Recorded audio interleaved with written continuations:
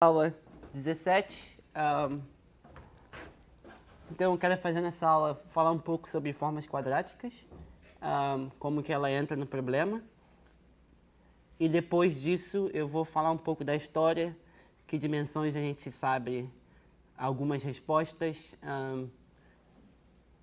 ambos, para tanto o Sphere Packing como o Kissing Problem. E para a segunda-feira que vem, a gente já começar com a teoria mais moderna. Então, só relembrando, a gente tem uma aula extra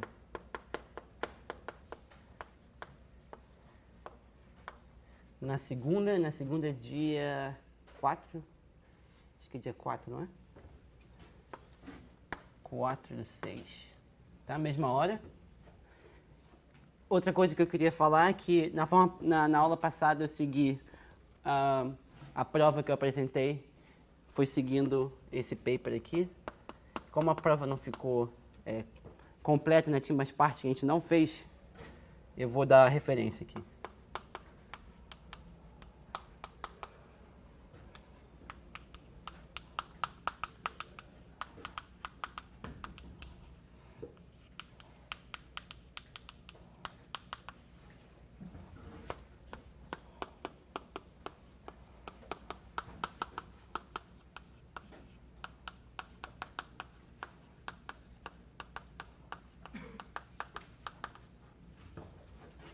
Então, essa é a prova do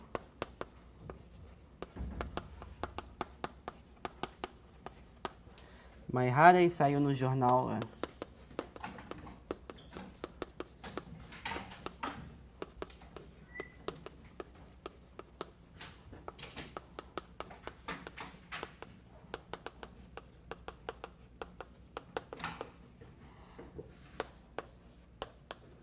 em 2007, tá? Então, esse foi o paper que eu segui na última aula. Supostamente deveria ser uma prova para undergrad. Vocês viram que não foi muito isso. Mas, se vocês quiserem preencher os detalhes, vamos lá. Então, vamos começar com formas quadráticas, aí depois eu vou fazer um conjunto de resultados que as pessoas usam para atacar o problema usando formas quadráticas, depois a gente fala um pouco da história sobre do Sphere Packing. Então, uma forma quadrática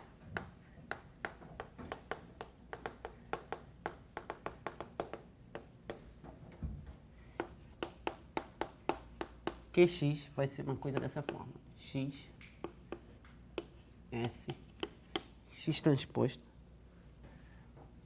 onde X é um vetor em Rn. Então, de novo, aqui eu estou usando multiplicação à esquerda. Então, para mim, um vetor é sempre um vetor linha. Então, eu multiplico a matriz pela esquerda e o transposto aí vai virar um vetor coluna, eu posso multiplicar à direita. Então, onde S é uma matriz.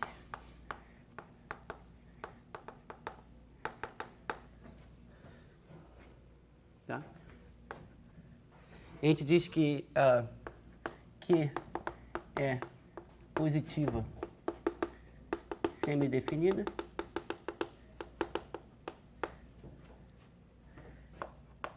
Se Q de x é maior ou igual que zero para todo x. E positiva definida se Q de x é maior que zero para todo x diferente de zero. Tá? Esse caso tem que ser simétrico ou não? E daí, se ela for positiva definida, então uma conclusão que você tira é que se for positiva semidefinida ou positiva definida, essa é simétrica.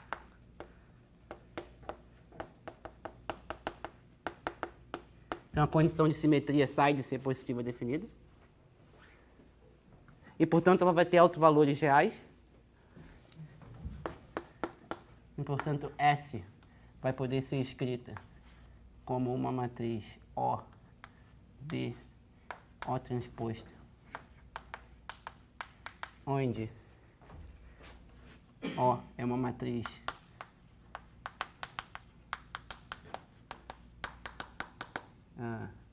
ortogonal, que significa que O transposto O igual igual a identidade.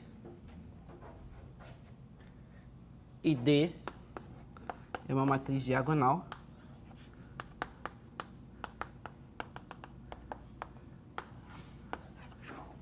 é uma matriz diagonal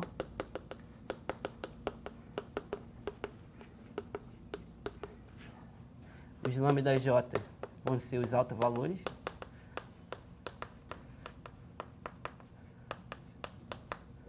de S e eles vão ter que ser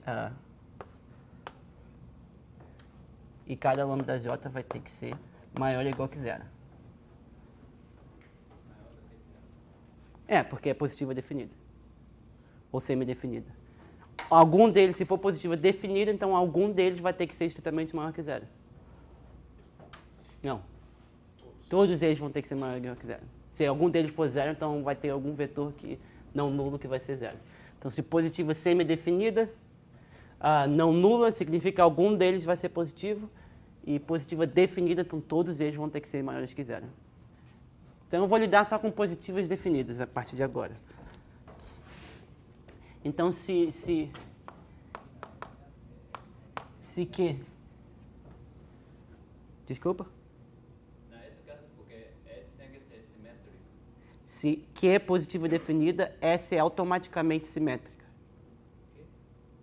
É um fato de álgebra linear, a gente deixa para vocês recordarem depois. E se qualquer espaço de Hilbert, se um operador linear é simétrico, é positivo, se somente C é dado, ele é simétrico. Não, ele implica que ele seja simétrico. Tá? Ótimo. Então, se Q é positiva definida, então S, e é o meu ponto aqui, S vai poder ser escrita como um A. Ela vai ter uma raiz. Como que você tira a raiz? Você simplesmente tira a raiz da diagonal aqui. Tá? Então ela vai poder ser escrita dessa forma. Isso significa que Q de x, de fato, é a norma quadrada de x vezes uma matriz. Tá? Esse aqui é o ponto.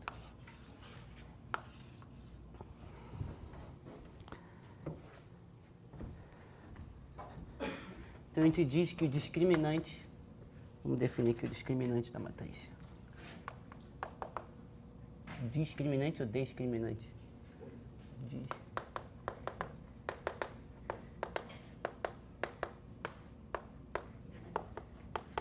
Então, discriminante da forma quadrática, ele é igual ao determinante de S, que no caso vai ser o determinante ao quadrado de A. Tá? E agora a gente vai fazer a conexão com reticulados.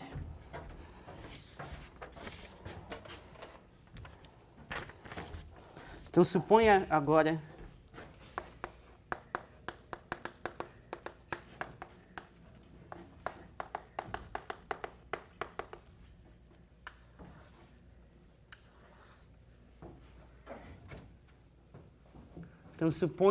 que você considera o seguinte lattice.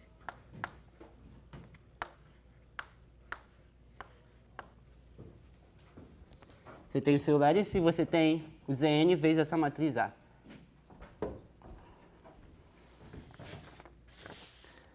Então, isso aqui vai ter um packing, né? E qual o packing que ele vai induzir? Então, vamos definir aqui o raio, a distância mínima do lattice, que é o mínimo lambda 1 diferente de lambda 2. Lambda 1 e lambda 2 no lattice. De lambda 1 menos lambda 2. por ser um hélice, isso vai ser igual ao mínimo de lambda 1 de lambda no hélice, lambda não zero, do módulo de lambda. Então isso aí é chamado de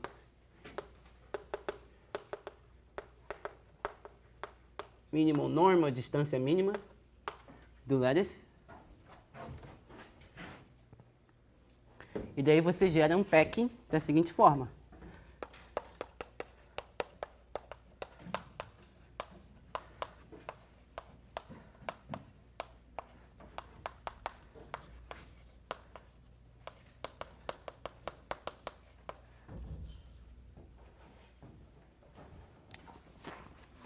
Eu dividi pela distância mínima, então agora eu multipliquei por 2. Então a distância mínima agora nesse novo hélice aqui é 2. Aí usando a bola unitária. Então esse aí é um packing. Porque eu estou sempre fixando a bola por ter raio 1, né? Eu não quero mudar o raio da bola. Então estou mudando o hélice em vez de mudar a bola. E daí você observa o seguinte. R gama de fato vai ser um mínimo de x inteiro, x não zero, do módulo de A vezes x. Mas isso é, se a gente botar então aqui o quadrado, isso aqui é o mínimo. Obrigado. Mínimo de QX, x inteiro, x não zero. Esse é chamado de M de Q. Tá? Então, essa é a nossa definição de M de Q.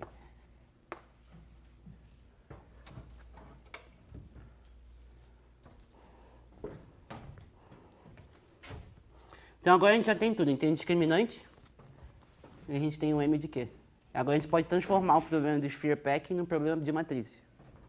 Então quem é a densidade desse cara? 2 sobre...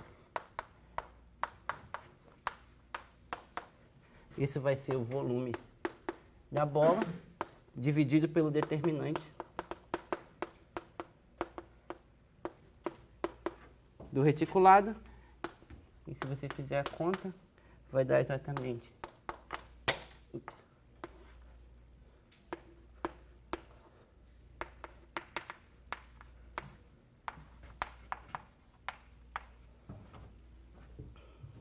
Vai dar R elevado a N, que é o MQ elevado a N sobre 2, dividido por 2 elevado a lambda. E vai aparecer a raiz do discriminante, porque o determinante da matriz é a raiz do discriminante. Então a gente conclui que packing density, sendo de lattices, é igual ao supremo de Q positiva definida da seguinte quantidade: M Q elevado a N sobre 2, volume da bola, dividido por 2 elevado a N, raiz do discriminante.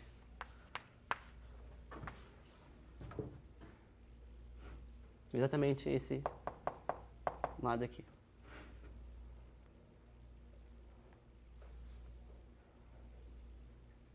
Para cada packing eu posso fazer uma forma quadrática, que vai ser positiva definida.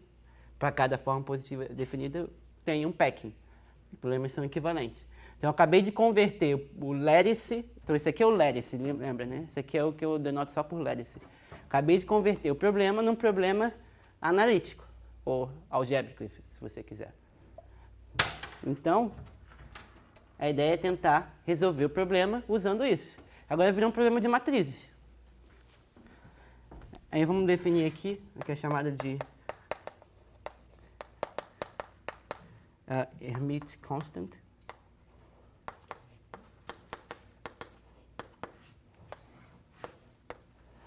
Que é gama n, vai depender da dimensão. Vai ser o supremo sobre Q, positiva definida, tá? De M de Q divididos pela raiz enésima do discriminante. Tá? Então você vai ver muita gente fraseando, reformulando o problema em termos da constante de Hermite. Tá? E se você fizer a conta aqui, delta estrela de Bn, então vai ser o volume da bola divididos por 2 elevado a L, gama de N elevado a N sobre 2.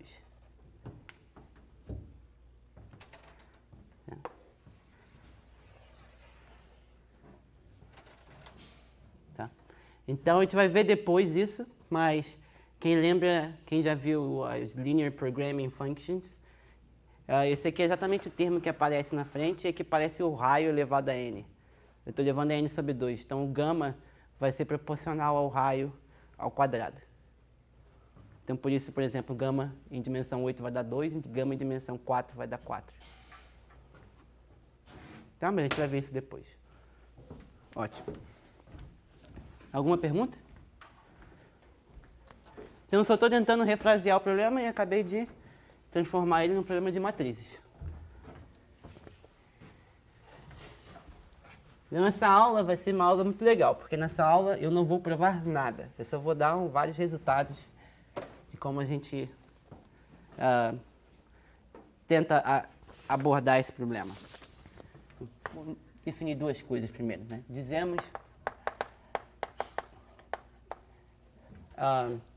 que dois látices gama 1 e gama 2 são similares se você pega a matriz do primeiro, que eu vou chamar de A1, vai ser uma constante, U, a matriz do segundo, O, onde O é ortogonal,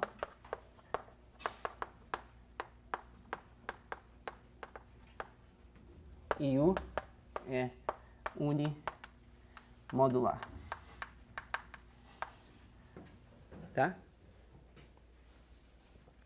Se você inverter a ordem de multiplicação, multiplicar a matriz agora pela direita, então vai ter que inverter a ordem aqui. Tá? Então, o que eu estou dizendo, ortogonal significa que a transposta é igual à inversa de O, e unimodular significa que U tem entradas inteiras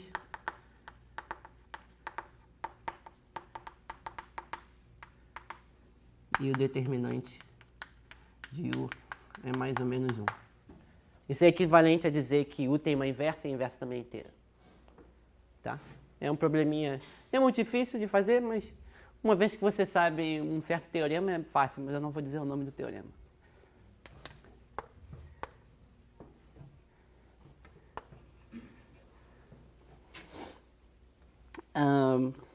E aí, isso aí motiva a definição. Dizemos que duas formas quadráticas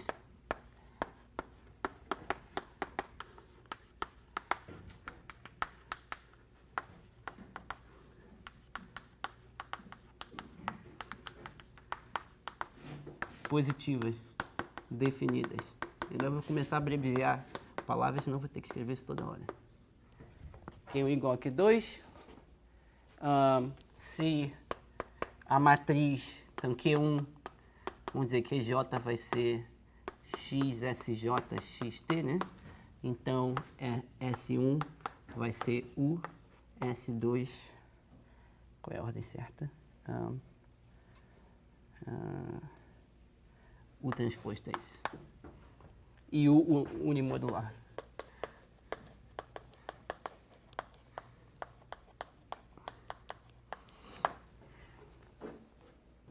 Tá? E eu também deveria multiplicar aqui por uma constante. Tá? Aqui foi qualquer constante, eu vou pedir essa constante. C pode ser qualquer constante aqui, eu não disse que essa constante era, né? C pode ser qualquer coisa não zero. Mas aqui C quadrado, né? Então qualquer coisa não zero. Eu quero que seja positivo. Não, se você perde a propriedade de ser positiva definida, não pode ser negativo se é constante multiplicando. Aí, se vocês observarem, duas matrizes, se duas formas modulares são equivalentes, então o discriminante delas vai ser mudado só pelaquela constantezinha C, e a norma mínima vai ser mudada só pelaquela constantezinha C, mas aí quando você calcular, por exemplo, esse fator aqui, elas se cancelam, então esse número aqui vai ser o mesmo. Então duas formas equivalentes vão dar o mesmo número aqui. Então você, em vez de trabalhar com matrizes, você pode trabalhar dentro das classes de equivalência.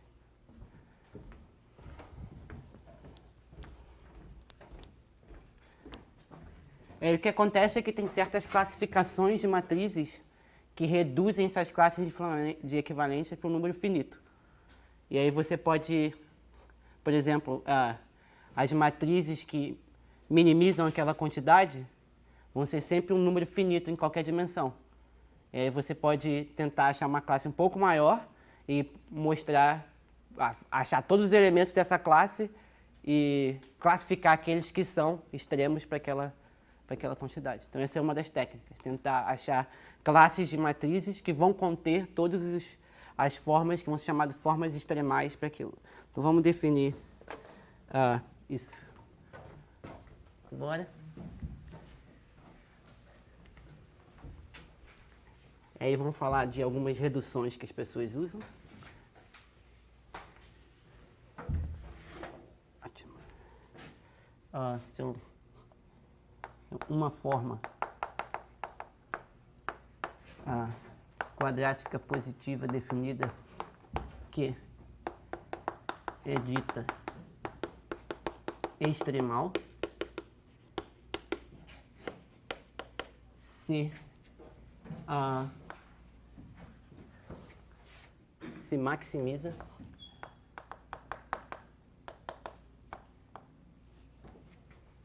a função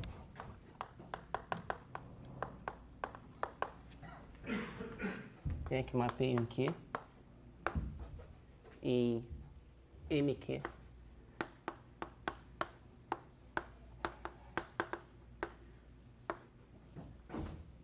Tá? Se maximiza a função, isso é importante.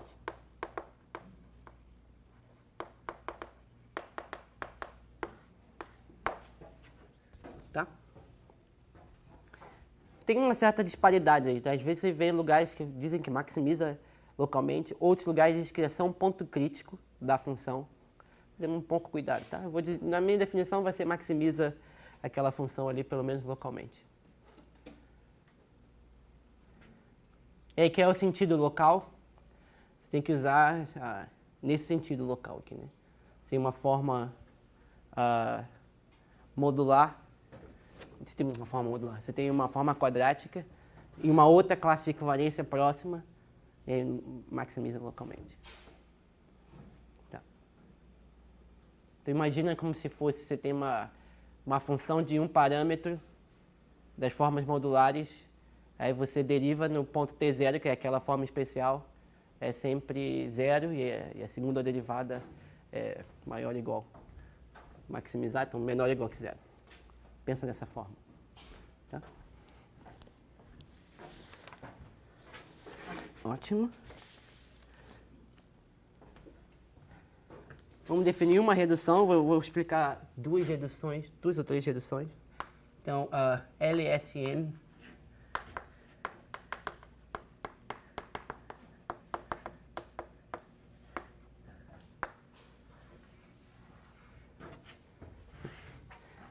quem é LSM, Lagrange?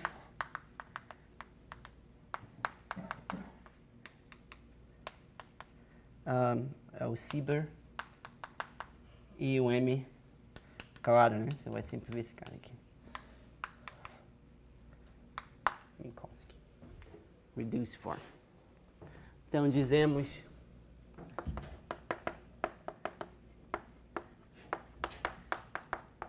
tá, vamos escrever que agora vai sempre ser positiva definida de forma quadrática. Dizemos que é LSM reduced. Então, reduzida a uma forma do tipo LSM, você pode falar assim em português. Se Então imagina, eu vou sempre usar S para matriz. Então vai ser sempre x, S, S transposto, tá? X transposto.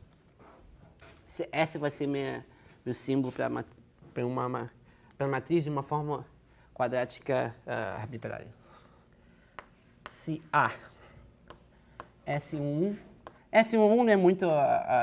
S1 é sempre positivo, né? Mas eu vou pedir também os outros serem positivos. E B, Q de x é maior ou igual que S e I. Se x pertence a Zn. E x1, xi até xn são coprimos.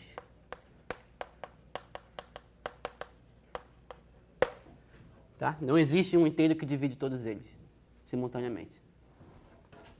Aí tem um pequeno caso chato, né? Se I for igual a N, eu vou simplesmente pedir xn e não 0, tá?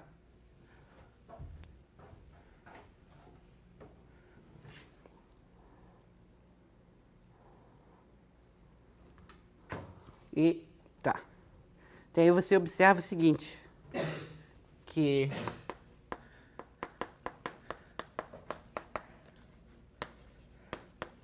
M de Q vai sempre ser S11. Porque se x é um ponto que minimiza, então esse ponto vai ter que ser um vetor coprimo. Não vai poder ter um inteiro que divide. Se x é um ponto que minimiza Q de x, um ponto inteiro que minimiza Q de x, então todas as entradas deles vão ter que ser coprimas desde o começo. E aí, pela condição B, Q de x vai ser maior ou igual que S1. Porém, Q de E1 é S1 do primeiro vetor. Então, o mínimo vai ser igual a S1. Tá? Então, essa é uma das maneiras que você pode reduzir formas quadráticas. E aí, o teorema, vou escrever aqui mesmo.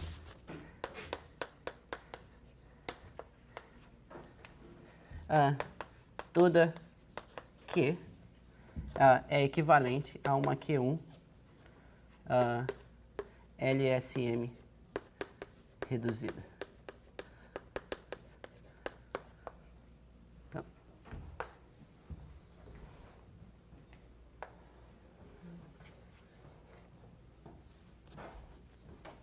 existe um certo trabalho para fazer, não é muito difícil, mas você consegue mostrar que toda Q é equivalente a uma LSM reduzida. Basicamente, a ideia é você pegar o primeiro vetor que minimiza a norma, e aí esse cara vai ter que pertencer a alguma base do lattice. E aí o segundo que você toma um segundo que minimiza a norma e que pode ser estendido para uma base. Aí a partir do segundo você toma um terceiro que minimiza a norma e pode ser estendido para uma base. E assim vai. Aí se você cria uma base do lattice, quer dizer, Q vai estar associado a um lattice. Aí você cria uma nova base do lattice.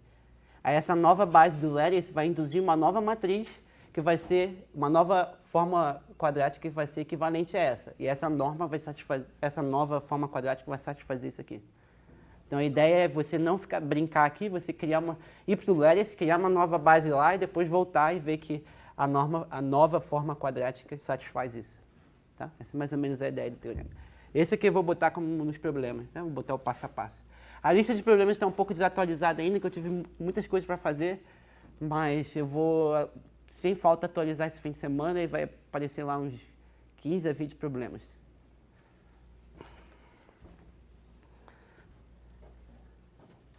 Ótimo. E aí a gente pode usar isso para resolver o Kissing, o Sphere Packing Lattice, dimensão 2 e 3.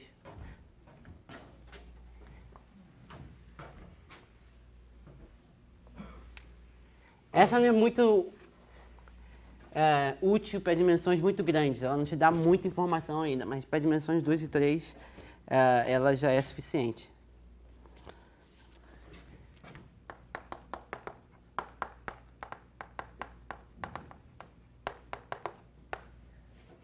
Então, essa aula eu com certeza vou ter que passar uns 15 minutos pelo menos, tá? Então, eu vou tentar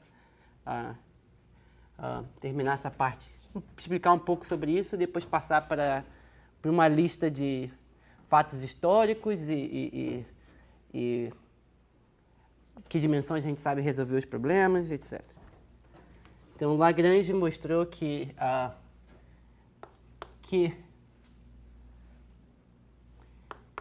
LSM reduz C só C. Então, lembra, Q vai ser associado a uma matriz S que vai ser 2 por 2. Né? Então, Q é isso, dimensão 2.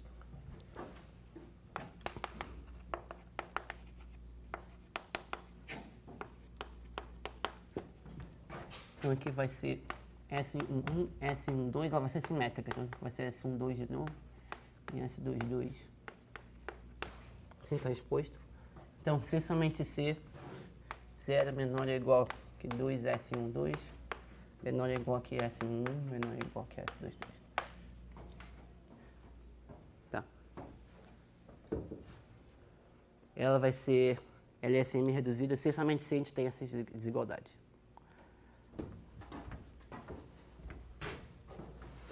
E aí, usando isso, né, como corolário, vamos dizer, usando isso, você pode mostrar que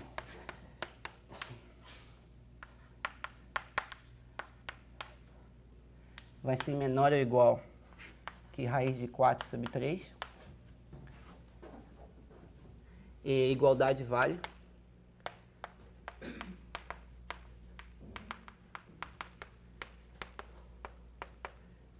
C só C, que é equivalente à seguinte forma: x ao quadrado, x1, x2, mais x2 ao quadrado. Tá? Essa é a forma induzida pelo reticulado hexagonal, exatamente. Você lembrar a matriz do reticulado hexagonal, fizer ela vezes ela transposta, você vai encontrar duas vezes. Aqui eu escrevi, né? Vai encontrar duas vezes isso. Em particular, você mostra. Se isso é verdade, você usa aquela conta. E você mostra que Sphere Packing em dimensão 2, o lattice. A gente só está falando do lattice Sphere Packing agora, porque essa abordagem só dá para isso. É igual a 12, é igual a π sobre raiz de 12 e é unicamente, e é único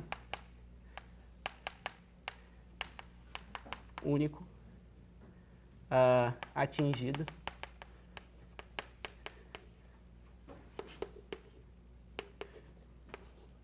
pelo gama 2, que é o reticulado hexagonal. Por quê? Porque se tivesse outro, ia deduzir uma forma quadrática, e a forma quadrática teria que ser equivalente a isso, mas ser equivalente a isso implica que o lattice era equivalente ao hexagonal, naquela maneira que a gente definiu de equivalência. Então é assim que esses resultados saem. Você vai para um mundo de matrizes, resolve lá. A equivalência de formas quadráticas é a mesma que de lattice, e aí você resolve aqui.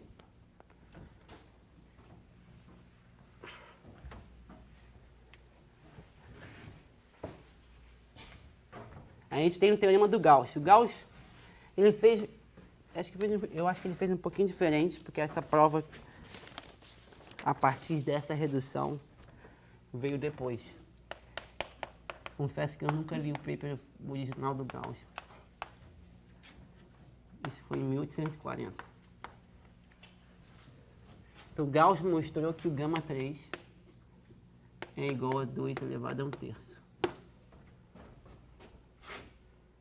Tá. E que... Então, ele mostrou o quê? Ele mostrou que mq sobre raiz cúbica de discriminante de Q, isso aí, dimensão 3, tá? É sempre menor ou igual que 2 elevado a 1/3 e igualdade vale C só C C só C, que é equivalente a x ao quadrado mais y ao quadrado mais z ao quadrado mais xy mais xz mais yz. Tá? Isso em particular implica que o Sphere Packing Problem para lattices em dimensão 3 é π sobre raiz de 18 e é atingido somente, e quando eu digo somente, módulo equivalência, módulo ser similar, né? Qualquer outro lattice que vai atingir vai ter que ser similar ao gama 3. O gama 3 que foi o que eu escrevi na última aula é aquele que você cria do hexágono, você vai botando bolas no A e depois você coloca bolas no B. Então vai virar ACB, ACB, ACB, que é o gama 3 que a gente criou. Aí como que ele prova isso? A prova vem via um lema, que é Q é LSM reduced, C só C. É isso em dimensão 3, né? Aqui, dimensão 3, lembrar. Então, Q vai ser X S12, S1, S12, S13, S21, S22, 23, 22, 23, S23. Simétrica, né? Então, aqui é S12, S13, S23. X transposto. A matriz vai ser essa. Ele mostrou que LSM reduce se somente C vale essas desigualdades.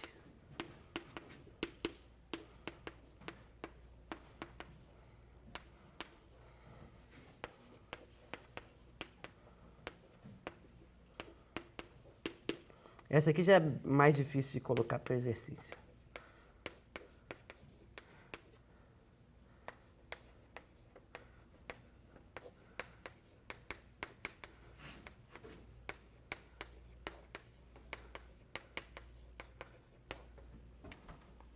Se somente C, você tem essa desigualdade.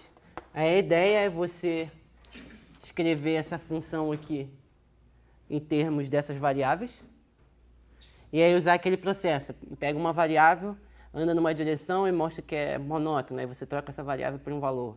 Aí na outra, aí você fixa essa variável para o valor, melhor valor que você consegue. Aí você vai mover as outras. E você vai usando essa desigualdade para te ajudar no meio do caminho. Então é uma prova bem chata e demorou. Você tem que analisar vários casos possíveis, porque as funções que aparecem nunca são crescentes ou monótonas. Sempre são funções que têm um vale. Então ela começa, atinge o mínimo, atinge o máximo, depois cresce. Então são sempre polinômios de ordem 2, então é sempre difícil de analisar. Mas essa é a ideia. Alguma pergunta? Ótimo.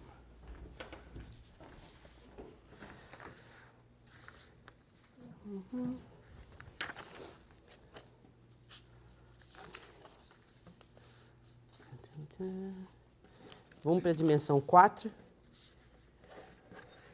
E a gente depois fala de formas perfeitas. Eu vou comentar só sobre mais uma redução que resolve o caso 4. Que, de fato, ela resolve o caso... Eu acho que resolve o caso 5, 6 e 7. Essa nova redução. Vamos ver aqui. Então, dimensão 4. O que acontece na dimensão 4? Então, quem é o melhor lattice em dimensão 4? Vamos escrever ele aqui. Esse é o chamado root lattice. Also checkerboard lattice. Ele é o conjunto de pontos A, B, C, D em Z4. Então, que a soma é par. Tá? Também pode ser escrito como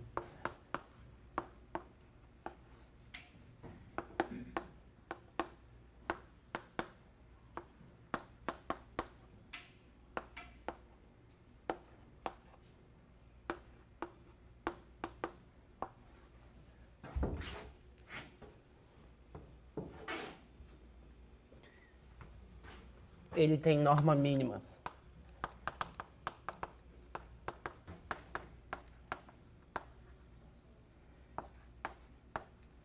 Root 2, raiz de 2, e o determinante é 2. Isso implica que raiz de 2 D4 mais a bola 4 dimensões é um packing. Porque se a norma mínima é raiz de 2, então eu multiplico por raiz de 2, agora a norma mínima é 2. E aí se você calcular a densidade,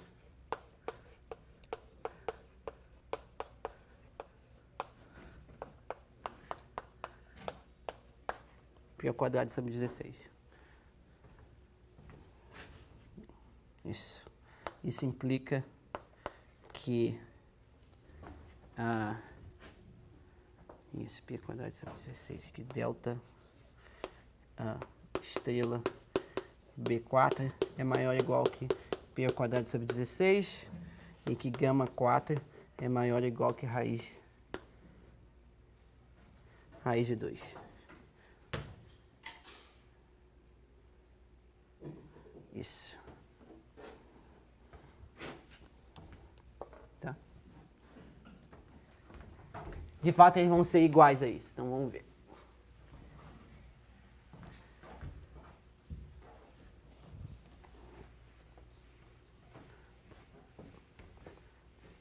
Existe uma desigualdade bem legal que é chamada de Mordell's inequality. Primeiro vamos enunciar o teorema do Corkin do Zolotarev.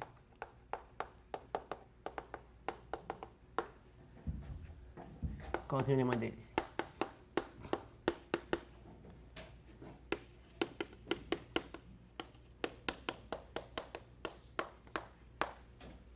Tá? Unicamente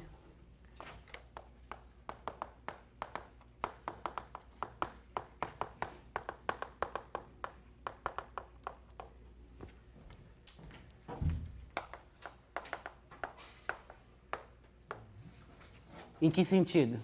Qualquer lattice que atinge aquela configuração tem que ser similar ao D4. Qualquer matriz, qualquer forma quadrática gerada por essa matriz, chama essa matriz de A aqui. Então, S, essa aqui é A. Então, S vai ser igual a A transposto. Aí você gera a forma quadrática associada.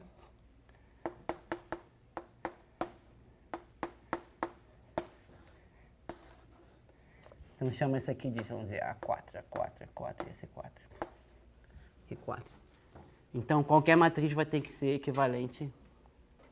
Qualquer forma quadrática vai ter que atinge aquele gama 4, vai ter que ser equivalente a essa. E aí, como que eles provam isso?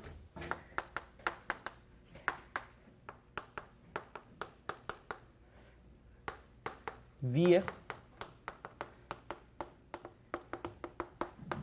Mordell's inequality.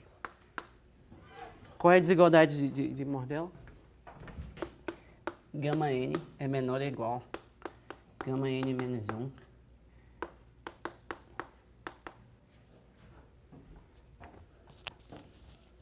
Essa é a desigualdade de Mordell. Ela é uma boa desigualdade no seguinte, para dimensões baixas. Por exemplo, a gente pode provar que, então observação, gama 4 vai ser menor ou igual que gama 3 n igual a 4 vai ser 3 sobre 2. Mas quem é gama 3? Onde eu botei gama 3? 2 é 1/3. Então vai ficar exatamente raiz de 2. Entendeu? Mas esse atinge raiz de 2. Então gama, então por essa desigualdade, né? E o D4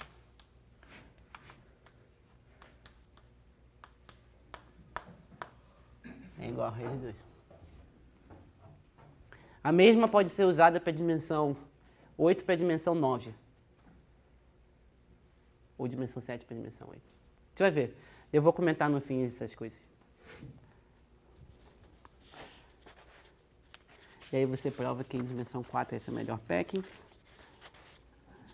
Ótimo. Agora vamos falar um pouquinho de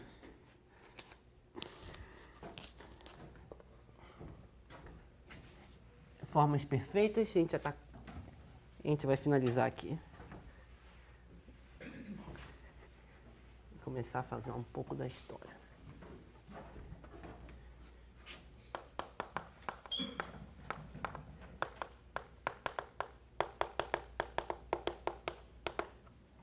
Então, todos esses resultados são bem antigos e as pessoas vêm trabalhando nisso já faz um tempo, pelo que eu pude ver. E começa desde o Lagrange, do Minkowski, do Gauss.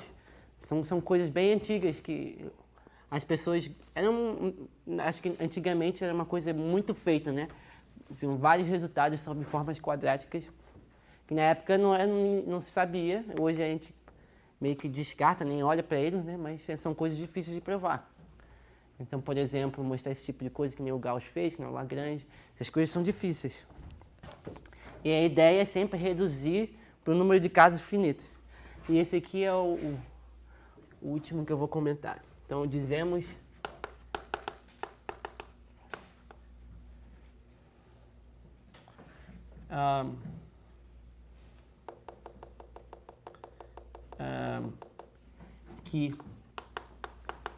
que é perfeita se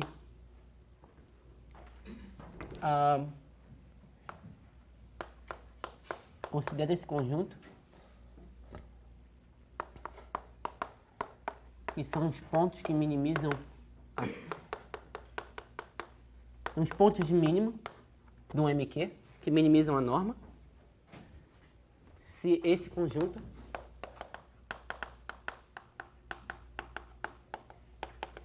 unicamente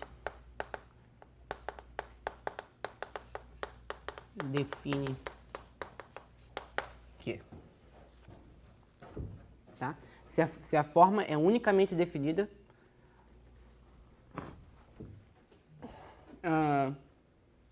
através desse conjunto. Então, o que eu quero dizer é o seguinte: se Q tilde é outra forma e Q tilde de x é igual a m de q para todo x aqui, então Q tilde igual a q. Então, ela é unicamente definida pelos pontos de mínimo. É dita forma perfeita.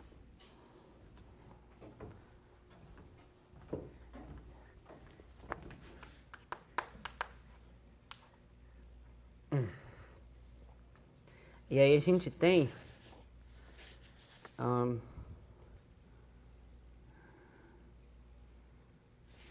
isso.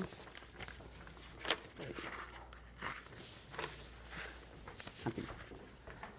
Quero achar onde está isso.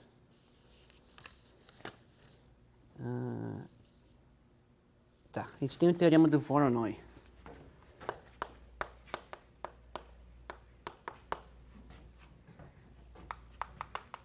Existe apenas um número finito de formas perfeitas.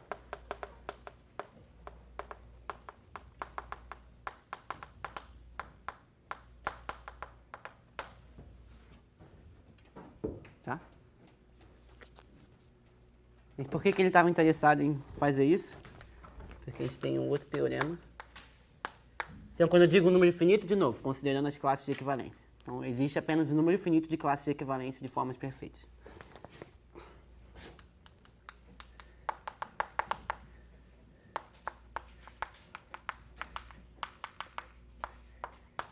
Se Q é extremal, tem um ponto de máximo, para essa funçãozinha aqui em dimensão n. Então, Q é perfeito.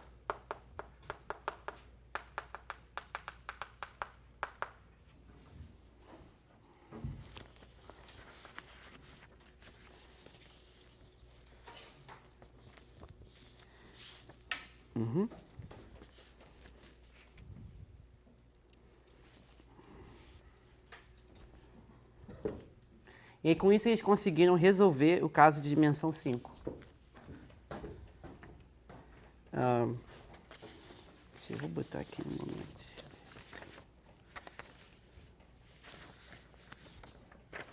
Isso, vamos seguir aqui agora. Então, os mesmos dois russos.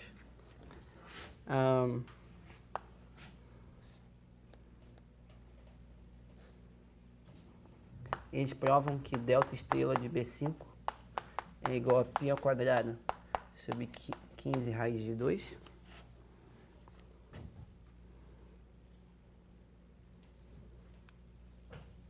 Isso. E eles classificam as únicas 3 formas que satisfazem isso. Então, igualdade vale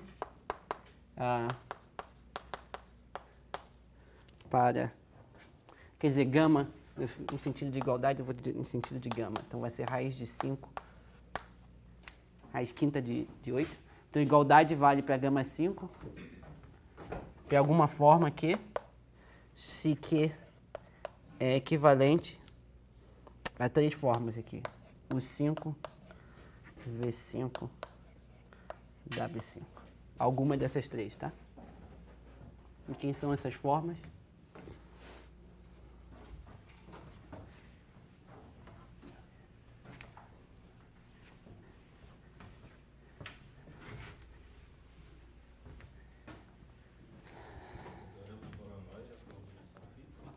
Para qualquer dimensão, existe um número infinito de formas perfeitas. Só que vocês vão ver que o número de formas perfeitas cresce muito mais rápido que o número de formas extremais. Então fica super difícil em dimensão alta resolver o problema classificando as formas. Então a ideia é você classificar todas as formas perfeitas numa certa dimensão, é isso que eles fazem, e ver aquelas que são extremais.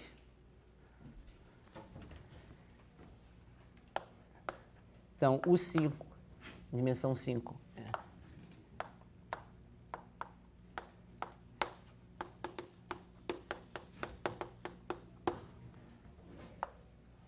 V5 é o 5 menos x1, x2. E W5 é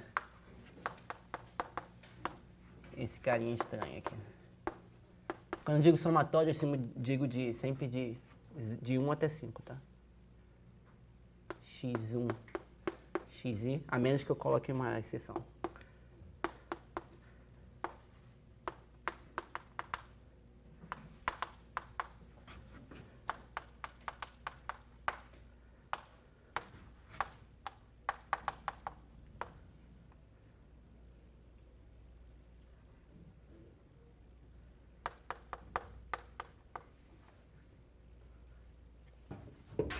Essas são as formas.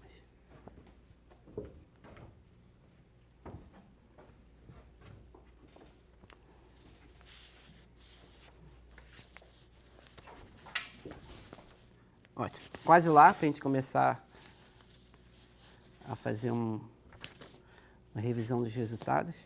Eu queria só fazer mais uma coisinha.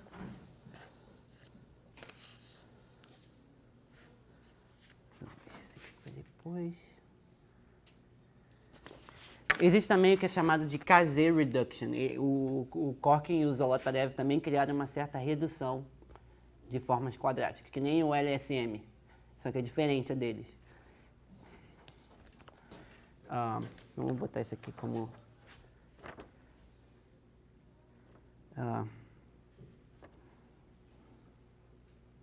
56. Isso.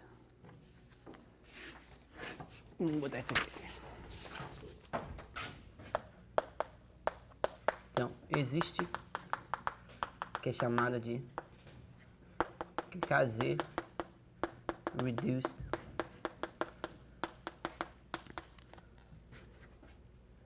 forms, tá? KZ são os dois, Corkin e o Zolotarev. E aí, de novo, né, toda aqui vai ser equivalente a uma aqui KZ, né? Onde aqui KZ é KZ reduced. Não vou escrever aqui o que é, porque é uma coisa grande e complicada, tá? E não vai fazer muito sentido também, vocês saberem isso. E daí, com essa redução, o Blichfeld, ele, usando o KZ Reductions, resolveu para a dimensão 6, 7 e 8.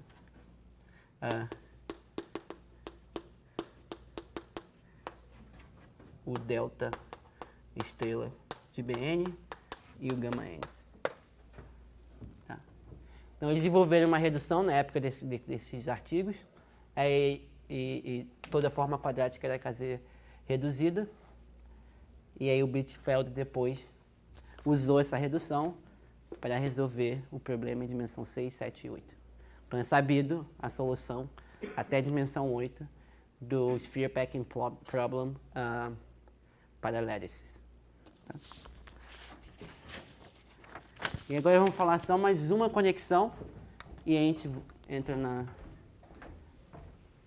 história do problema.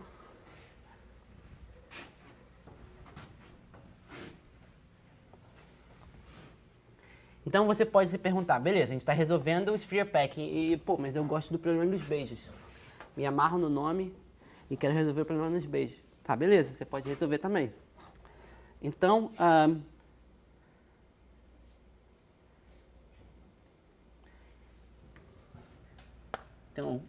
vai ser mais uma observação. Quem é o problema dos beijos? De lattices. Vai ser exatamente a cardinalidade, vai ser o supremo sobre as formas quadráticas positivas da cardinalidade de MQ, onde MQ é o conjunto de pontos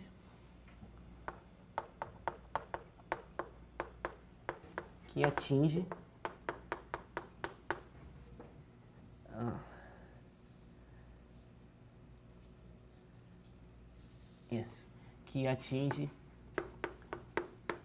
a norma mínima.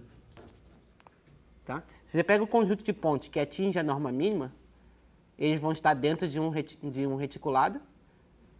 E aí, se você colocar esferas com a distância mínima sobre 2, vai ser uma configuração de beijos, exatamente como a gente fez para o problema do Sphere Packing, e vai produzir exatamente o número de pontos aqui. Então, o problema do Kissing Problem é exatamente estimar o supremo da cardinalidade do conjunto dos pontos de norma mínima gerados por uma forma quadrática. Aí tem o teorema do Voronoi. Voronoi é um nome na área, foi ele que criou o conceito de formas perfeitas e que provou que elas têm apenas um número finito.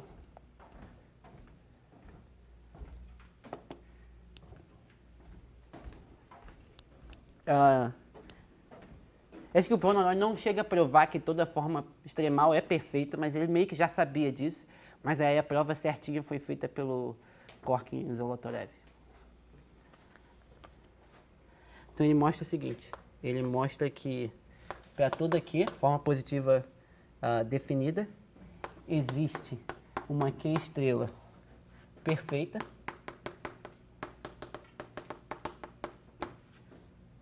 tal que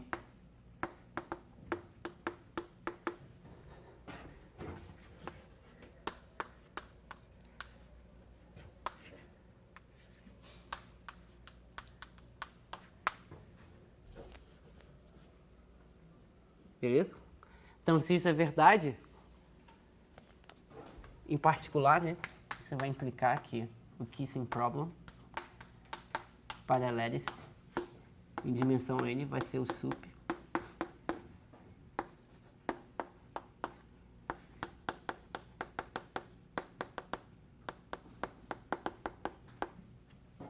e, de novo, tem um número infinito, então pega o computador e começa a tentar achar as respectivas formas. A gente vai voltar nisso, depois eu vou falar um pouco sobre os números aí, mas vamos agora falar um pouco da história. Alguma pergunta até aqui? Não? Ótimo.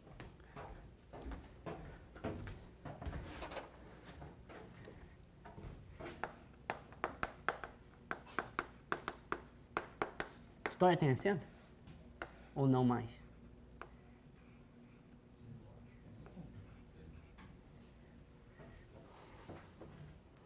Então, vamos falar só um pouquinho. Não sei muito sobre a história ainda, então provavelmente vou pular alguns fatos. Vou escrever só as coisas mais básicas. Tem a história do problema, né?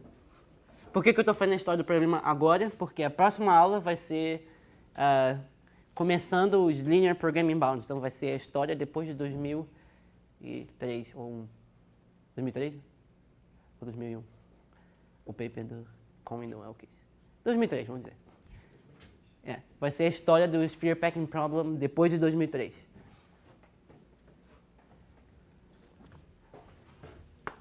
Então, nesse ano foi o Kepler's Conjecture.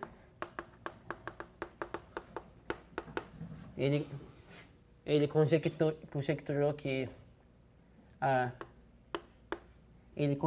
que a configuração de maior densidade em R3 é a Cannonball Configuration. Você vai aqui, põe uma outra bola aqui em cima e aí repete o padrão. De fato, se você observar, né, aqui dentro, se for lá, pegar os centros, isso é o chamado de tetrahedral cell. Você põe cada bola no corner de um tetrahedral e aí você vai fazendo a construção.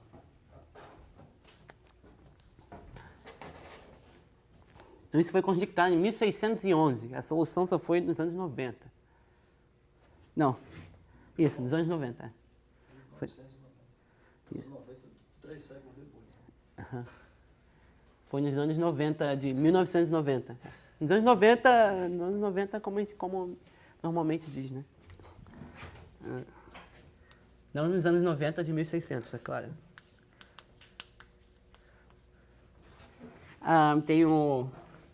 Então, nesse ano, o Lagrange mostra que o lattice hexagonal produz o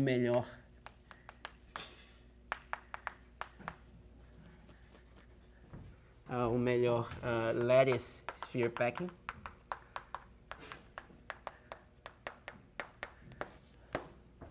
Em 1831, o Gauss... Em 1830, né, que eu coloquei. 31. O Gauss mostra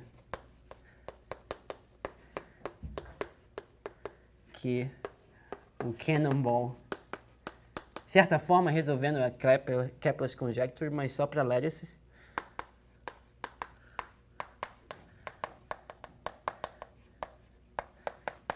é o melhor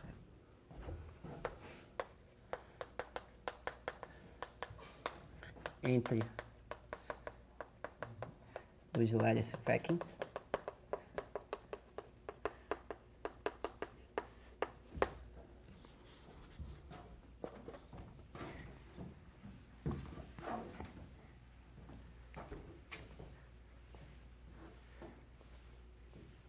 Você pode ver, esse programa é um programa antigaço, né? Desde 1600 e blau. Em 1900.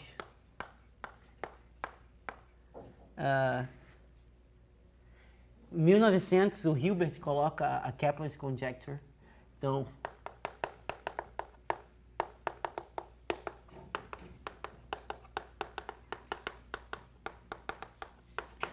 é parte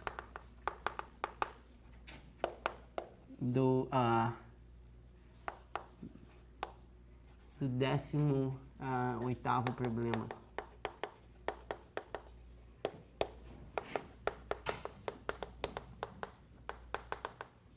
Da lista do Hilbert, né? Tem aquela famosa lista do Hilbert que ele colocou nos anos 1900, e a Kepler's é parte do 18º. Não é o problema inteiro, mas é parte dele.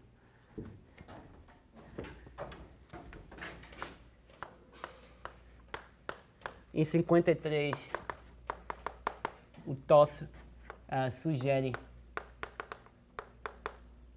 um método para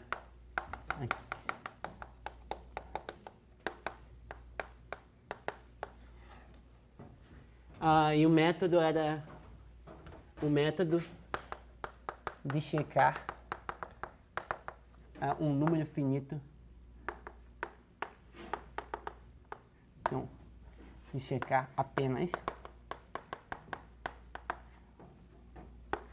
número finito de configurações.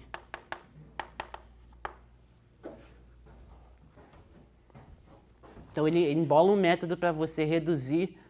A ideia é usar células de Voronoi. Ele mais ou menos diz como que dois packings produziriam umas células de Voronoi. Ele diz quando que elas são equivalentes ou similares. E aí isso meio que reduz o número para um número finito, mas enorme, de possíveis configurações que você tem que checar que seriam piores que a Cannonball.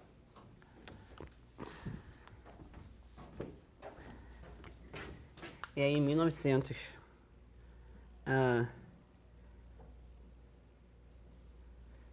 antes disso, em 1940 até 1960, acontece uma coisa muito legal, né? Que é a época que viveu, é a mais produtiva do Shannon. Encontra uma conexão entre códigos corretores de erros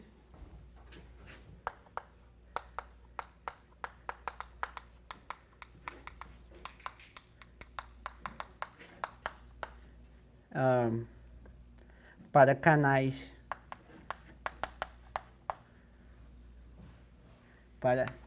de banda limitada.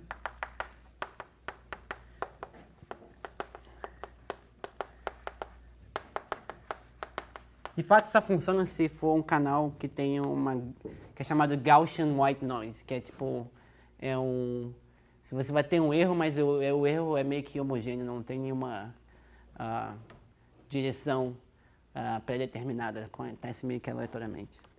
Só funciona para isso. Então ele encontrou uma conexão entre códigos corretores de erros para canais de banda limitada e sphere packings.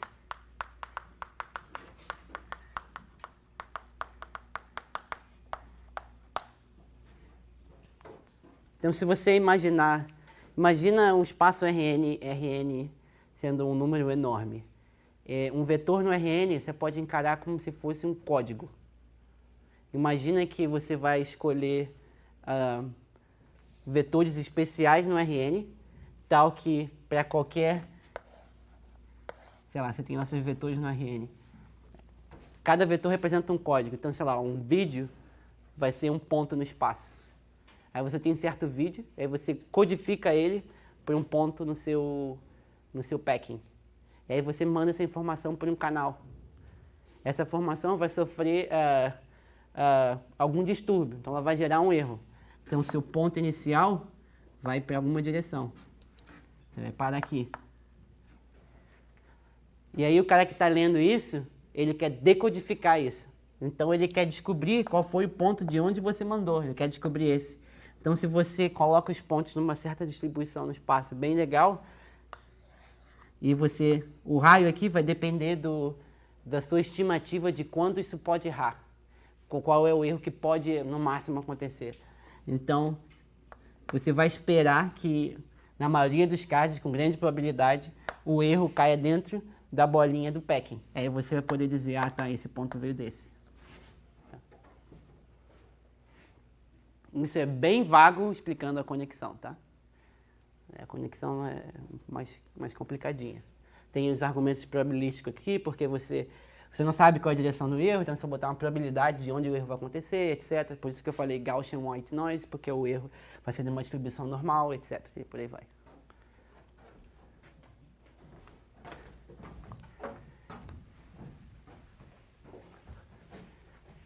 E também isso não é feito no RN, né? Isso é feito num espaço de símbolos, né? Você está no computador, você não está no RN. Um número vai ser... não vai ser um número real, né? Você vai sempre truncar, então vai poder ser um número inteiro. Aí um número inteiro para o computador é um símbolo, de fato. Aí você pode ir para um espaço que é chamado Hamming Spaces. Espaços de símbolos. Tá. E aí, em 1997, o Hales resolve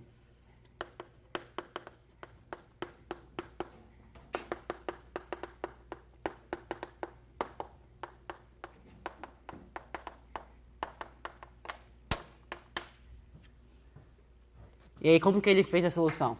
Ele resolveu, testou uma porção de casos. Ele pegou a abordagem do TOS, reduziu mais aí no número de casos, e aí beleza, agora só precisa testar esse. Aí para cada caso você tem que fazer um bando de contas. Ele fez isso no computador, gerou um dado de 3 GB. E parte da submissão dele para o jornal, para o Enos no caso, foi submeter 3 GB de dados para eles testarem. Isso ficou meio... ficou ruim na época, né? Porque na época não estava acostumado com esse tipo de prova, né? Aí acho que foi bem recentemente que ele fez de uma outra maneira. Ele desenvolveu um código que você pode testar mais rapidamente esses casos e é uma prova automática, vamos dizer. Então, se você tem um sistema... Eu acho que assim, você tem um sistema que testa provas, ele fez o script, o código nessa linguagem, e aí você simplesmente pode baixar e testar no sistema para ver se é verdade ou não. Uma coisa dessa. Então, ainda tem muitos casos para testar até hoje, a prova não foi reduzida muito. Uma das perguntas que se faz é, você quer ter uma prova melhor para isso, né? Quem encontrar uma prova legal, bonita para esse caso, provavelmente vai ser um paper muito bom, a nível de Enos e por aí vai. E a gente chega finalmente em 2003.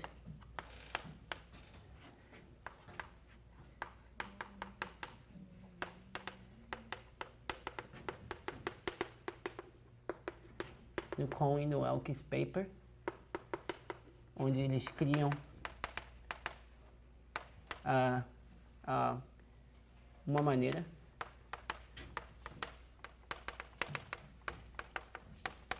de limitar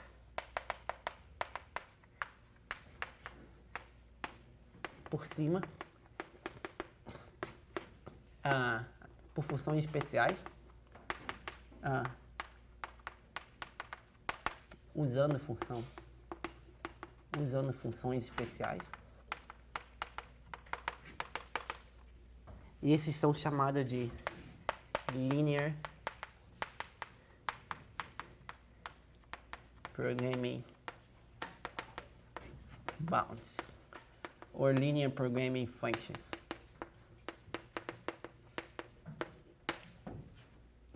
Tá? E aí, a partir disso, eles conseguem fazer numéricos para o problema, e eles percebem que se a gente usar... Então, primeiro de tudo, quem são os reticulados, quem são as conjecturas para o delta de Bn? Até dimensão 8, são exatamente esses que eu comentei agora. Eu só mostrei até dimensão 5, né? Mas tem outros também, até dimensão 8. E tinha um dimensão 24 também, que é o Littleres. E aí eles fizeram numéricos para isso. E aí observaram que delta de B2 está muito... delta de B2 ia ser maior ou igual que lá, π raiz de 12, né? Mas aí a cota superior que eles conseguiram aqui era muito próxima de π raiz de 12. E aí, mesma coisa, o mesmo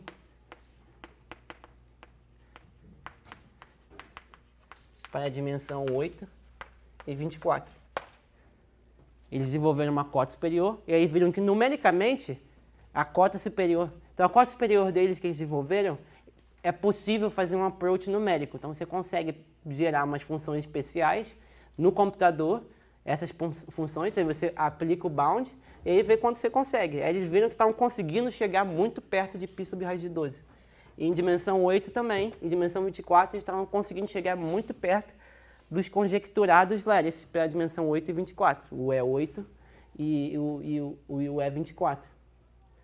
E aí eles conjecturaram, então, pô, a gente acha que vai existir uma função que satisfaz isso. Essa era a conjectura deles. E aí, finalmente, em 2016, usando as técnicas de fórmulas modulares, né?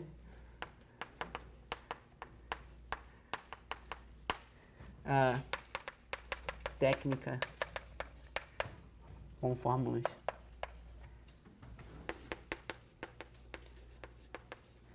modulares resolve o problema.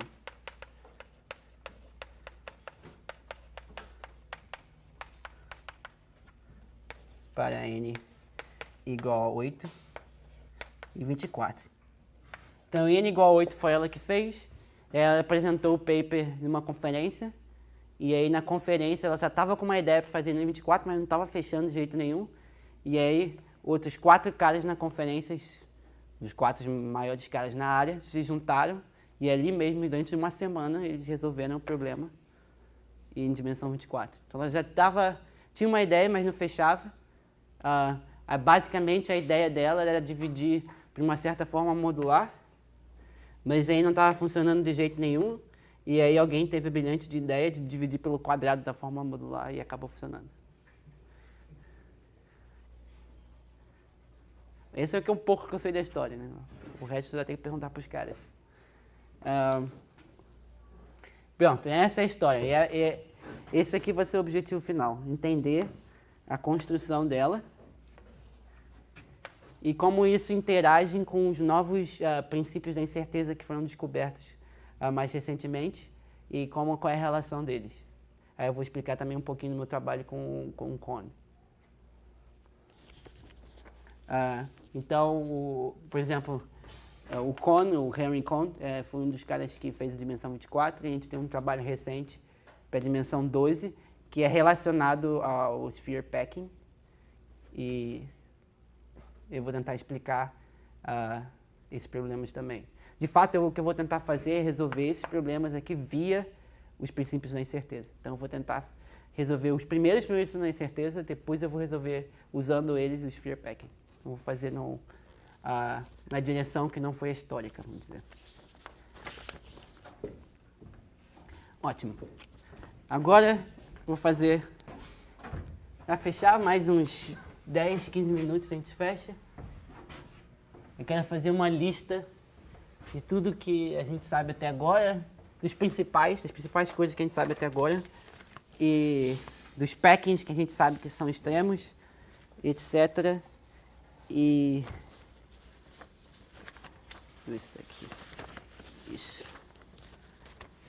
E aí para deixar explícito as formas, os reticulados, etc. A gente sempre fazer uma lista geral.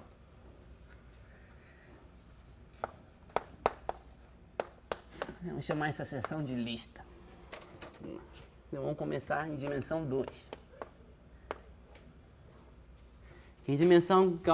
Então essa lista, supostamente, tudo que eu escrever aqui é o melhor... é a melhor coisa dentro do problema que eu falar. Tá? E é unicamente alcançada. Módulos, coisas similares.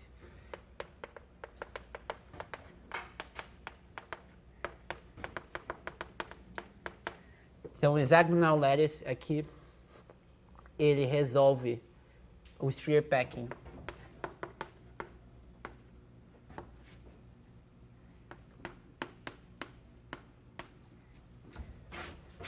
Então, delta V2 estrela é igual à densidade do gama 2 π sobre raiz de 12 em termos da constante de Hermite. Gama 2 é a raiz de 4 sobre 3.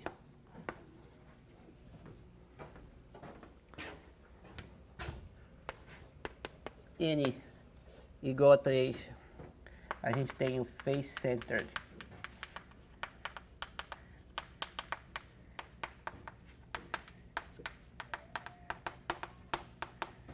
É chamado de gama 3.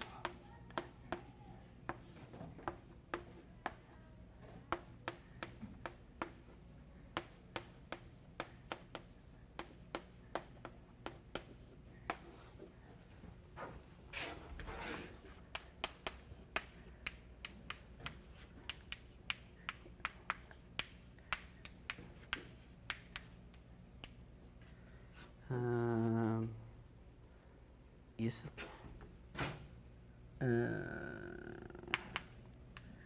Botei B2 aqui, né? Π sobre raiz de 18.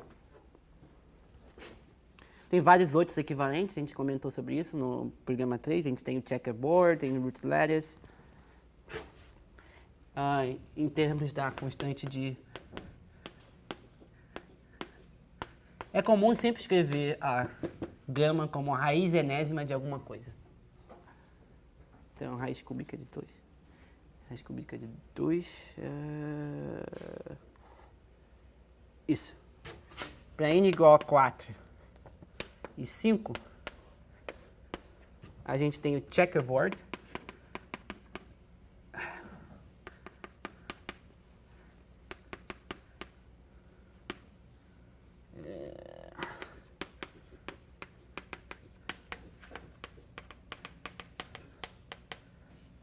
Esse aqui foi mostrado pelo Corking. Esse a gente já viu, né? O Lagrange, o Gauss para os estrelados. E aí a gente tem aqui o Hales. E aqui foi a prova do Fegas.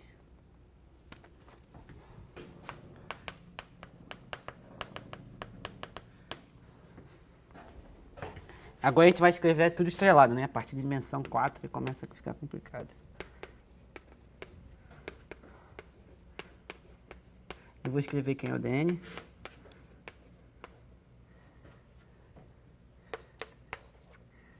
Isso para a dimensão n igual a 4 e 5, né? Então, π ao quadrado sobre 16, n igual a 4. E ao quadrado sobre 15 raiz de 12, n igual a 5. Em termos da constante de Hermite, é raiz quarta de quarto. E gama 5 é a raiz quinta de 8. Esse aqui é o estrelado. E quem é o DN? DN é o chamado de checkerboard lattice ou root lattice. A gente viu ele só para a dimensão 4. Então, vamos escrever ele aqui. em termos explícitos, no DN, em qualquer esses caras existem em qualquer dimensão. Eu vou escrever aqui. É sempre menos 1, menos 1. 1, menos 1. Aí vem 1, menos 1. 1, menos 1. 1, menos 1. E resta 0.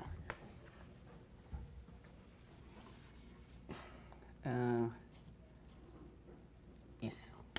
É o determinante do DN. É 2. E a norma mínima, né?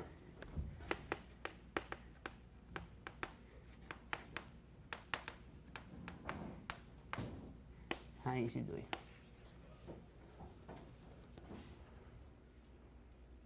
Isso. É por isso que eu botei raiz de 2 aqui.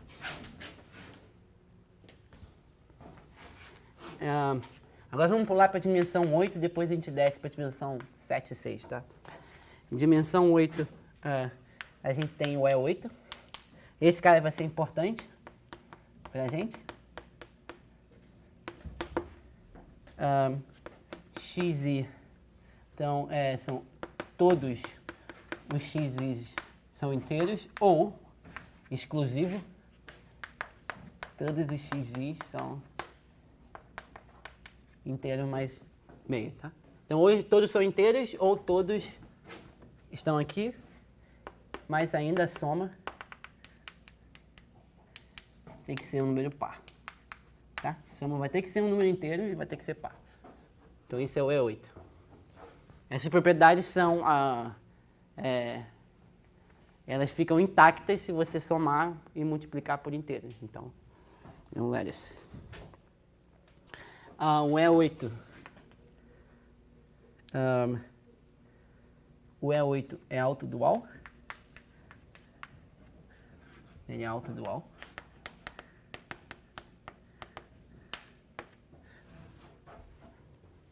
Então, o lattice dual é igual a ele mesmo. Se você considerar o conjunto de norma mínima, eu escrevo ele assim.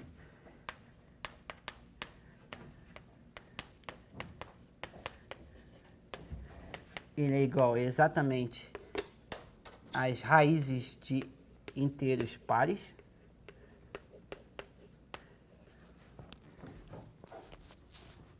Então, toda raiz de inteiro par é uma norma de um vetor e todo vetor a norma dele é a raiz de um inteiro par. Ou, se você quiser pensar em termos de norma quadrada, né, a norma quadrada de todo vetor não é 8, é o inteiro par. Determinante do E8 é 1 e a norma mínima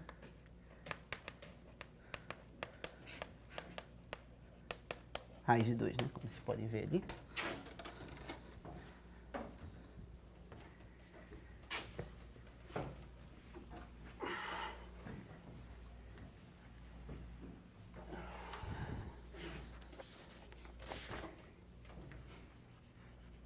E aí a gente agora sabe, né, com a prova da Vierzowska, que em 8 dimensões o lattice packing igual ao livre, né? Igual a raiz de 2 é 8, a densidade do E8, que é igual a π à quarta em 384. Então essa foi a prova da Vierzowska aqui, né?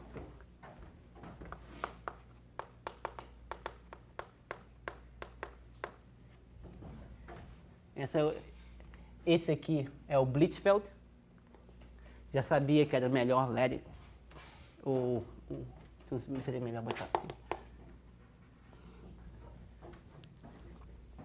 Então já sabia que esse é o melhor lattice packing, é por isso que ele era objetivo, né? Porque já sabiam que ele era o melhor. Em termos da gama, é 2.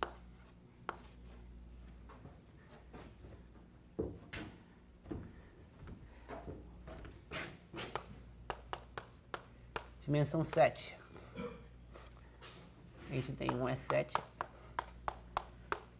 Agora em dimensão 7 e dimensão 6, eu não vou escrever o lattice como um lattice em R7. Eu vou escrever ele como um lattice hiperplano de dimensão 7 em dimensão 8. Tá?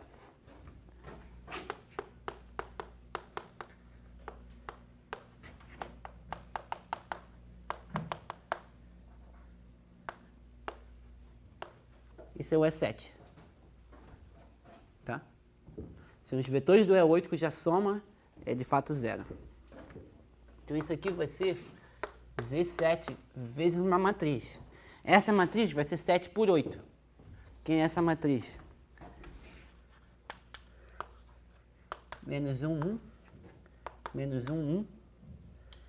Aí você vai, menos 1, 1. E aqui embaixo, você coloca meio, meio, meio. Vamos escrever esses menos 1 aqui então. Menos 1, 1, menos 1, 1, 2, 3, 4, 5, 6, 7.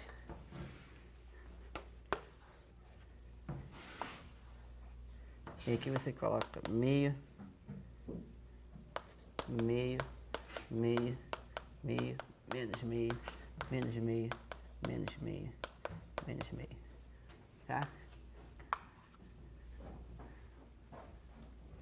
Ah, não, teria que ser 7, né? 7 por 6, né? 1, 2, 3.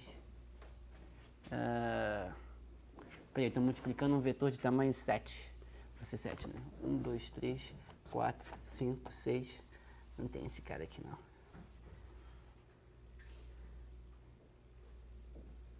Isso. Aqui é 0, desculpa. Tá? Então ela é 7 por 6. 7 por 8, desculpa.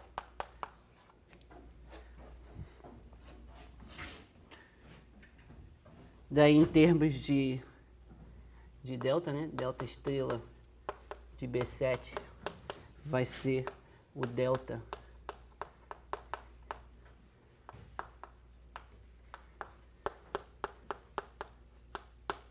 (105) e o gama 7 vai ser raiz sétima de 64. Tá. A norma mínima é raiz de 2, né? Por isso que eu botei aqui, né? Então, a norma mínima, né?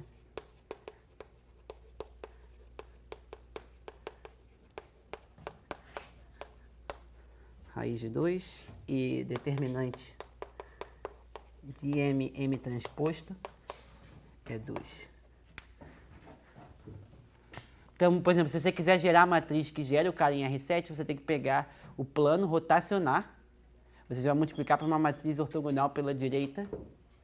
E aí, quando você calcular o determinante, o quadrado determinante dessa matriz, que você criou o cara em dimensão 7 mesmo, ele vai ser exatamente o determinante de M estrela, que você só multiplicou por uma rotação pela direita. Ele vai dar o mesmo, que é 2.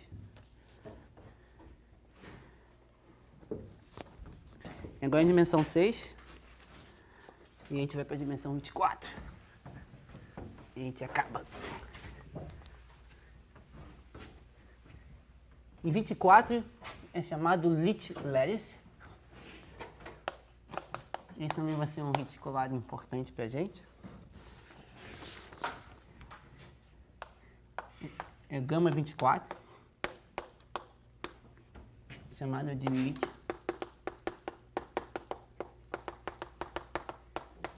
Lattice. Ele é uma matriz horrenda, mas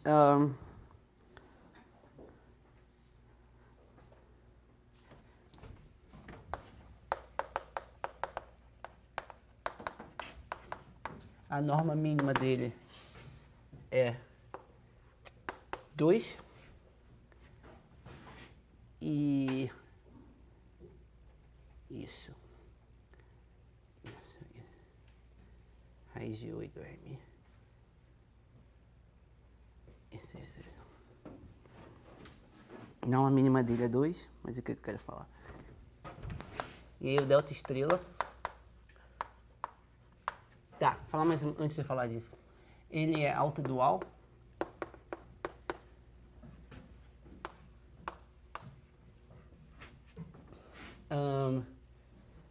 E aí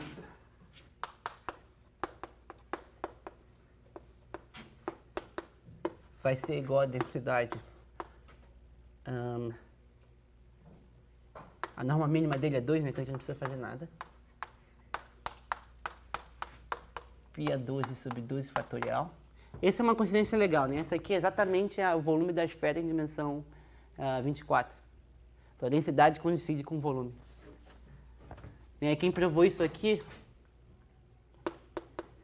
foi o Kohn e o Kuma em 2008. E aqui foi a Wiazowska. Naquela conferência que eu falei, tinha o Kohn, tinha o Kuma, o Miller e o Radchenko.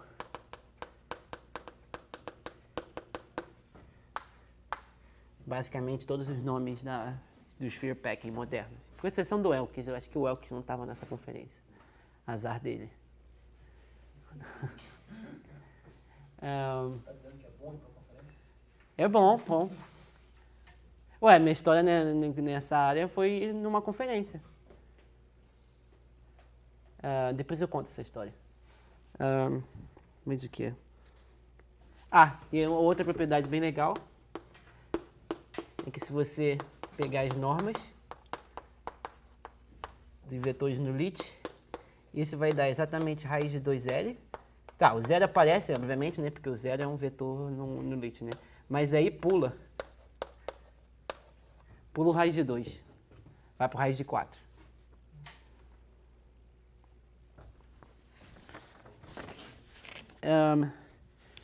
Tá. Now, go to star. Pedir só mais um momento, quero fazer só mais uns comentários legais. Onde está isso? Hã? Não fiz dimensão 6? Pulei dimensão 6, né? Pulei dimensão 6, né? Pulei dimensão 6. Vamos voltar então. Dimensão 6. Dimensão 6. Vou fazer dimensão 6 aqui, tá? Pulei dimensão 6, é verdade.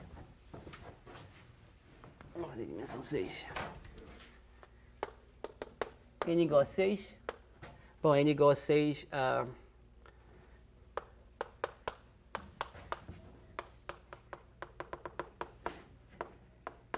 De novo, vou construir ele em dimensão 8, mas aí eu vou pedir que x1 mais x8 mais igual a x2 até x7 igual a 0. Então isso vai virar uma coisa de dimensão 6, né? Porque eu estou impondo duas restrições lineares. E aí, se você considerar esse Lérias, a gente B6 vai ser ele tem norma mínima 2.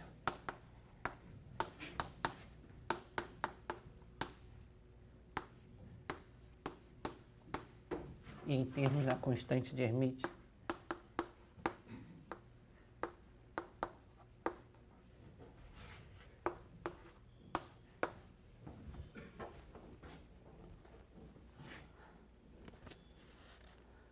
então a norma mínima dele é 2, né? Porque eu estou botando aqui.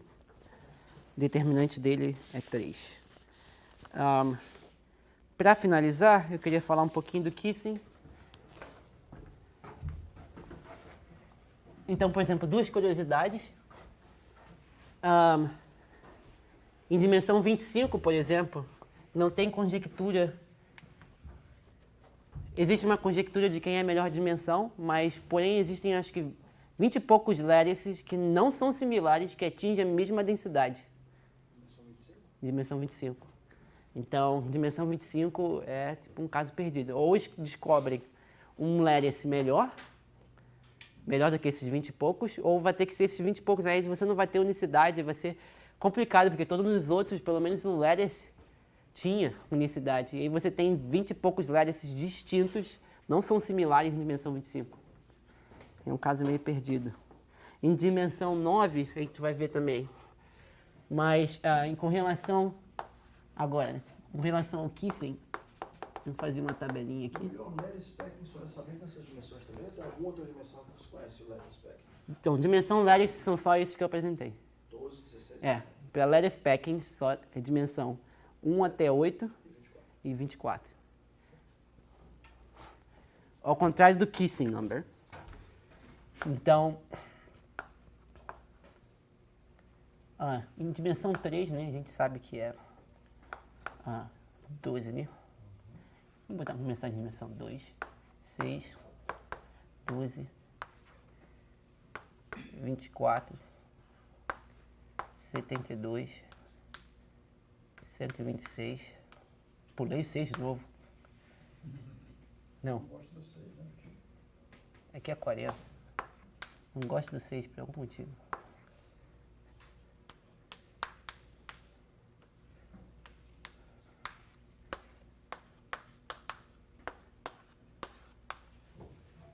Então, nessas dimensões aqui, a gente sabe que é de fato igual a K. Ou K mesmo, né?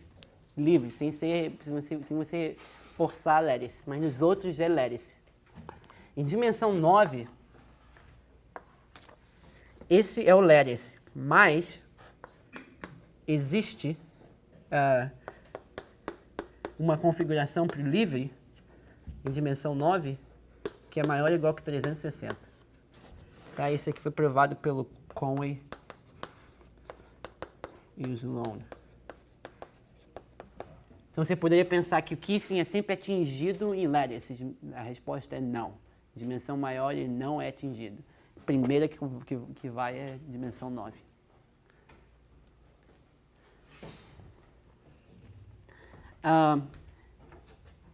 Tem aqui 24 agora, né? Em 24 a gente sabe que é o meu código do meu cartão de crédito. 196.560.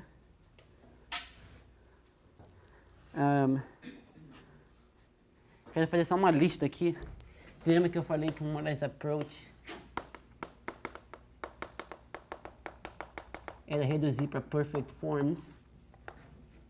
Que foi o último teorema que eu falei, né? Se uma forma, qualquer forma quadrática vai existir uma perfect form, uma forma perfeita que tem mais pontos no conjunto de pontos mínimos.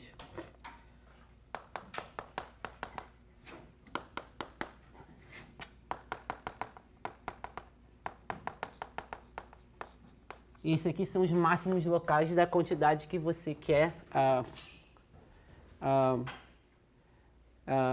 que você quer achar para resolver o kissing. Isso, para você resolver o kissing problem. Desse aqui, né? Então, isso aqui são as formas extremas que maximizam. Tá, não, isso aqui não é para o kissing problem, isso aqui é para o delta estrela de Bailey. Stream forms para esse cara aqui. Então, você vai 2, 3, 4, 5, 6, 7, 8 e 9.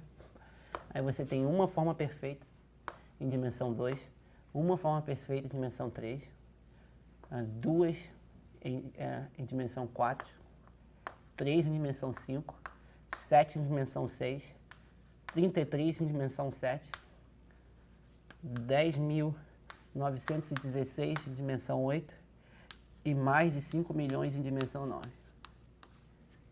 Formas extremas. Esses são os caras que a gente realmente está querendo encontrar, né? 2. Aí vai batendo. 3. Aí chega aqui em dimensão... Em dimensão 6, já perde por 1. Em dimensão 7, perde por 3. Em dimensão 8, perde por mais de 8.000. E aqui ninguém sabe, em dimensão 9. O número exato. Então, formas perfeitas são inúteis em dimensões mais altas. É basicamente isso. Você precisa de outra técnica. E mais o que eu queria comentar? Uma das coisas que você pode usar aqui é... Se você quiser fazer uma lista,